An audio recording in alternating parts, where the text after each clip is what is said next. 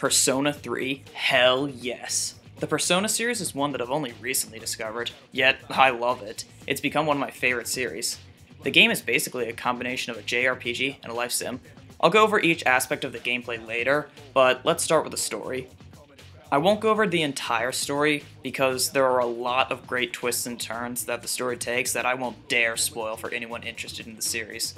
One thing to know, however, is that even though each Persona game takes place in the same universe, they each have different characters and a new story, so you don't need to start with Persona 1 or 2, and I do recommend that you start with either 3 or 4 because those are the better 2 games. Persona 3 starts with you getting off a train as a new student to a Japanese high school, and the town seems a bit odd. You know, with the puddles of blood and the coffins, but you don't care about that.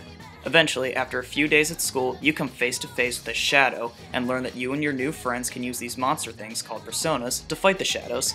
That's basically the beginning of the story. There's a lot more to it, but like I said, I don't want to spoil anything because of how story-driven this game is. As I said before, the main gameplay is a JRPG. Each in-game night, you explore the giant tower Tartarus and fight shadows using your personas. My personal favorite thing about the personas is that you summon them by shooting yourself in the head. I once tried shooting myself in the head. I didn't get a persona.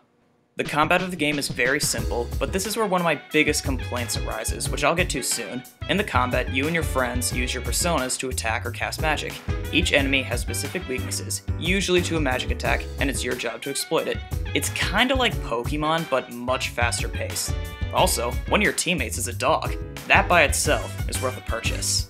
Now that major problem in the PS2 version that I mentioned earlier, both the regular version of this game and Persona 3 FES, you can only control the main character. Everything else is left to the AI.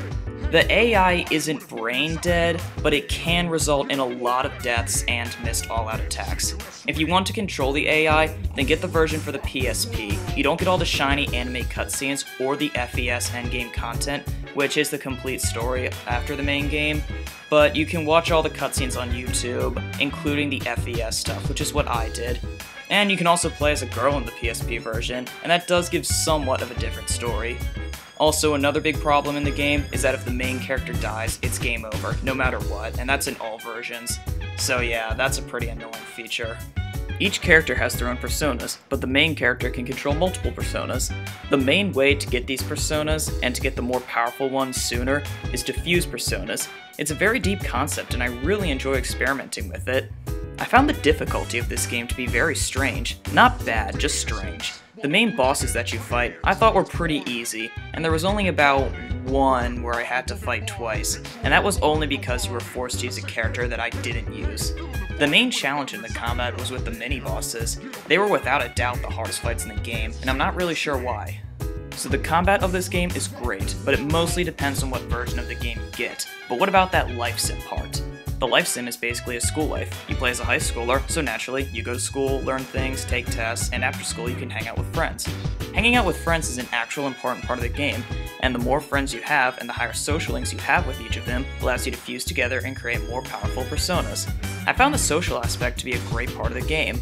Some may say it's useless, and yes, you can beat the game even by being an absolute social outcast, but I actually cared about these characters, and I met some of them where their social links were either really funny or really depressing, so it is important and rewarding to hang out with more people. I can complain about a few things though, mainly in the story. While I love the story, it doesn't really get going until a little later in the game, and there were times when I questioned what my motivations were for going into Tartarus.